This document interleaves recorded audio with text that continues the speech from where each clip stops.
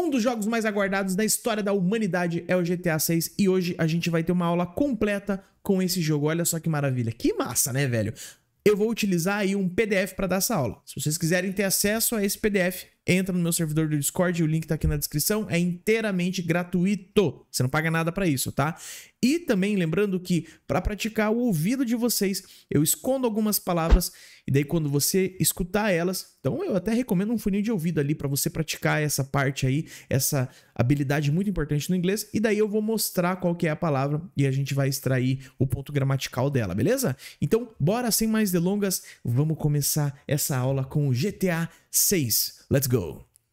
What you doing up there? What are you doing up there? O que você está fazendo aí em cima? Olha que interessante, essa estrutura, what are you doing, é utilizada para a gente perguntar o que você está fazendo. E olha que maneiro, a gente pode substituir o final dessa frase. Aqui no caso, ele perguntou up there porque ele estava lá em cima de um telhado, né? Pô, o que você está fazendo aí em cima?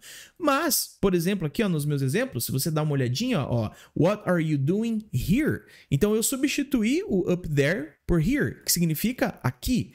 Eu posso perguntar isso, né? O que você está fazendo aqui? What are you doing here?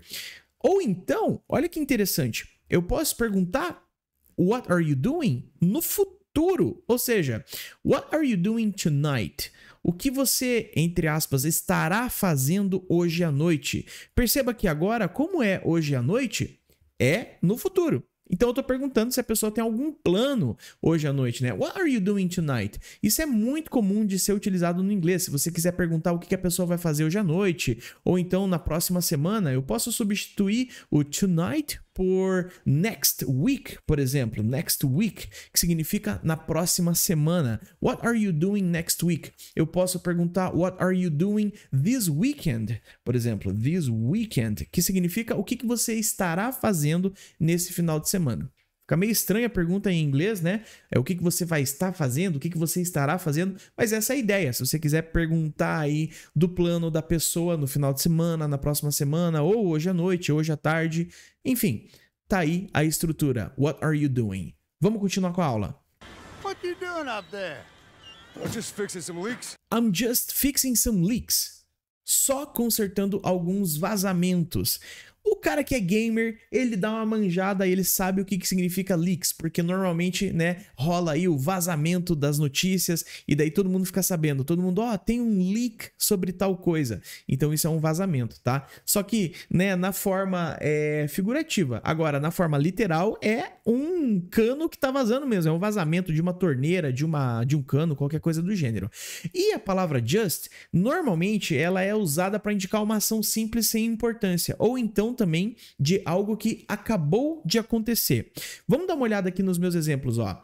I'm just cleaning the room. Ou seja, eu só tô limpando o meu quarto. Oh, o que você tá fazendo, né? What are you doing? Que a gente acabou de ver. Oh, I'm just cleaning my room. Então eu só tô limpando o meu quarto. Meio que sem importância, sem muita relevância, né? Ó, she's just making coffee. Então ela só está fazendo o café, beleza? Então esse just dá essa ideia de algo sem importância, uma ação simples, tipo como se fosse o nosso só. I'm just fixing some leaks. Seriously, dude, you got some time on your hands. Time on your hands, que significa tempo livre. Literalmente falando no inglês, a gente utiliza essa ideia de tempo na sua mão, de ideia de um tempo livre. Tu pode gastar esse tempo aí, tá sobrando o tempo, tá? Então essa expressão got time on your hands significa ter tempo livre. Dá uma olhada aqui nos meus exemplos. He's got a lot of time on his hands to build that. Ou seja, ele está com muito tempo livre para construir aquilo. I can help you because I have time on my hands. Eu posso te ajudar porque eu tenho tempo livre. André, mas espera aí, na primeira você utilizou got e na segunda você utilizou have. Tem alguma diferença? Não, não tem uma diferença. Eu posso utilizar, por exemplo, I got a car, ou seja, eu tenho um carro, ou então eu posso utilizar I have a car. Tanto faz. Só que a primeira é um pouco mais informal. Eu não utilizaria se eu estiver escrevendo um e-mail para o meu chefe, alguma coisa do gênero. Tô ali na formalidade, evita usar o got no lugar do have. Mas no dia a dia, em filmes, em seriados, assim, a gente vê muito o americano principalmente utilizar I got. I got a car, I got a house, I got a cat, etc. Beleza? O que significa eu tenho, do mesmo jeito que o have significa eu tenho. Vamos continuar com a aula. Seriously, dude, you got some time on your hands. I got some properties with paying tenants. I got some properties. Tem algumas propriedades. Olha só que interessante o uso desse got no lugar aqui do tenho. Muita gente me pergunta, André, mas peraí, o tenho não é o have? É, ele é o have.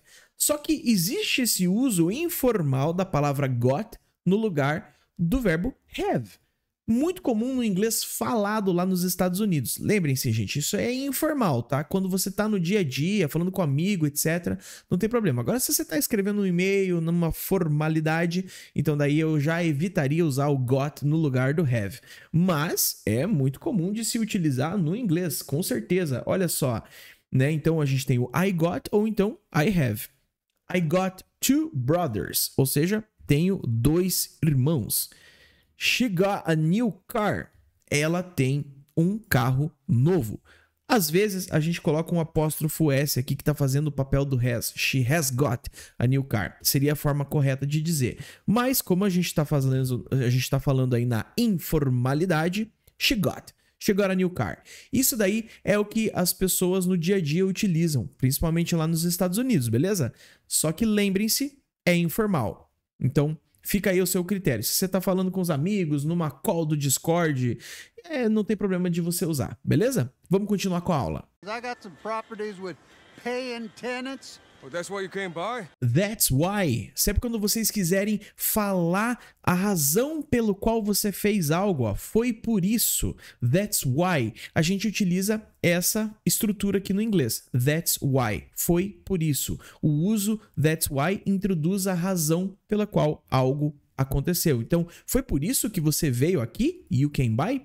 Ó, that's why I called you. Ou seja, foi por isso que eu te liguei. Ou então, that's why she's upset. É por isso que ela está chateada. Então, essa é uma estrutura muito importante para você apresentar a razão de você ter feito algo ou estar fazendo algo, beleza? That's why. Oh, that's why you came by? Just go get me my checks. See you, Brian. Just go get my checks. Ou seja, só vá lá pegar os meus cheques. Sempre quando você quiser dar uma ordem no inglês, a gente utiliza o imperativo ou então o imperative, que é só o verbo mesmo. Falar assim, ó, do this, ou seja, faça isso, tá? Isso é para dar uma ordem, uma instrução. Só que às vezes, como ele fez aqui no trailer, né, cara, ó, ele colocou a palavra just no sentido de só, que é para você realmente só falar para a pessoa assim, cara, só faz isso, vai. Então você coloca essa palavra just. Lembra que a gente aprendeu ela lá no início da aula? Então, ela tá aqui de novo, ó. Esse é um outro uso dessa palavra, ó. Então veja aqui os meus exemplos, ó. Open the door. Abra a porta, certo? Isso aqui é uma ordem, isso aqui é uma instrução que eu tô dando pra pessoa. Open the door. Só que se eu falar assim, ó, just open the door, aí eu tô colocando esse só abre a porta. Então é como se fosse um pouco mais, vamos dizer assim, agressivo, né, cara? Um pouco mais informal ali na sua ordem. Falar, cara, só abre essa porta aí. Então você utiliza a palavra just. Aqui eu não vou colocar a palavra just, porque eu tô colocando a palavra please. Então muita gente me pergunta, André, essa forma assim de você dar essa ordem, faça isso, ligue para ele, ligue para mim, isso é muito agressivo no inglês? É um pouco agressivo, um pouco, vamos dizer assim, direto demais, entre aspas.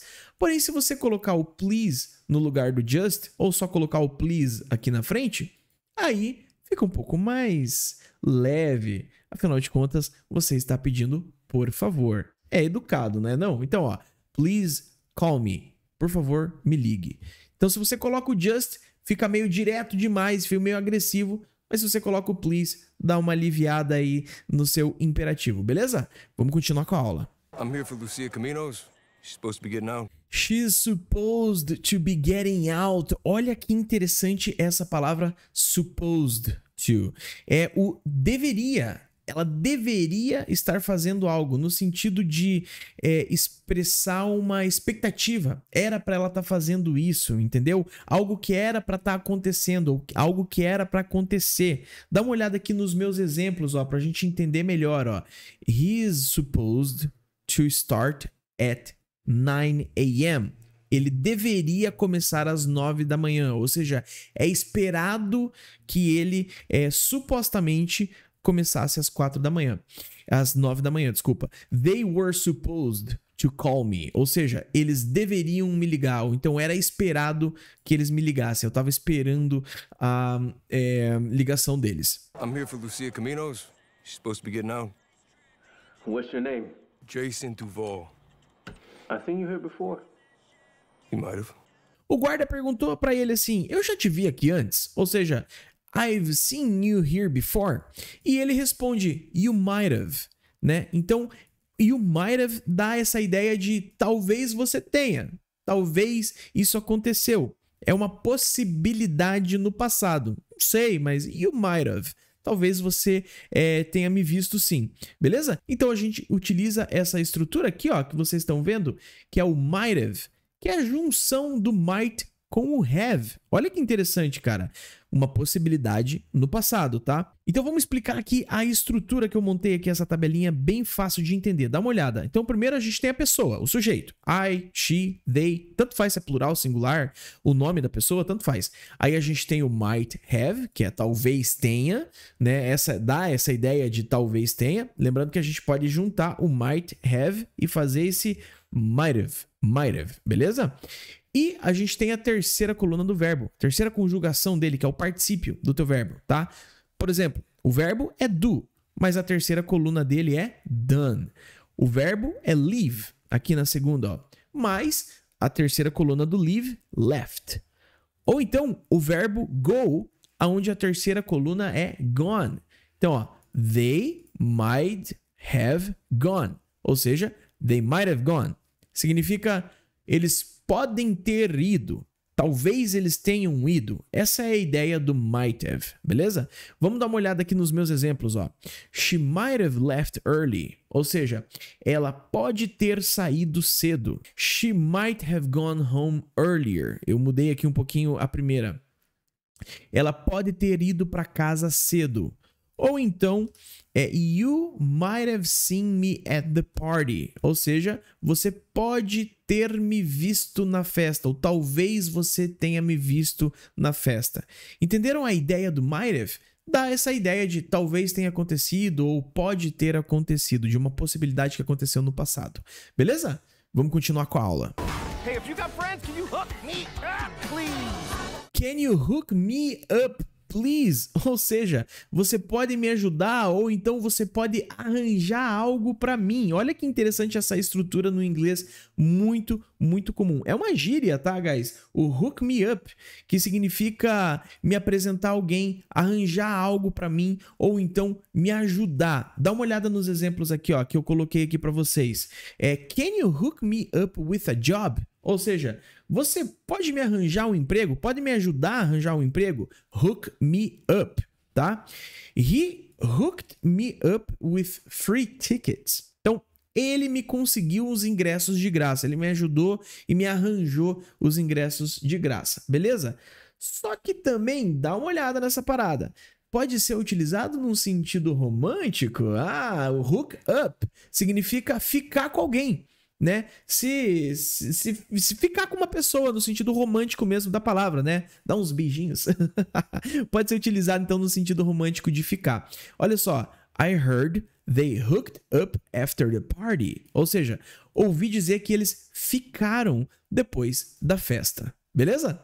Agora se prepara que eu vou tocar o trailer de novo, sem legenda em inglês, sem legenda em português, para você praticar o seu listening. Deixa aqui embaixo nos comentários qual que é o próximo jogo que eu deveria fazer uma aula de inglês completaça em cima desse game. E também, se você aprendeu alguma coisa, deixa o like aqui no vídeo e se inscreve no canal. Vai fortalecer muito aí o projeto do English Quest, beleza? Tamo junto, até a próxima, rapaziada. Vamos ouvir aí o trailer de novo. Fui!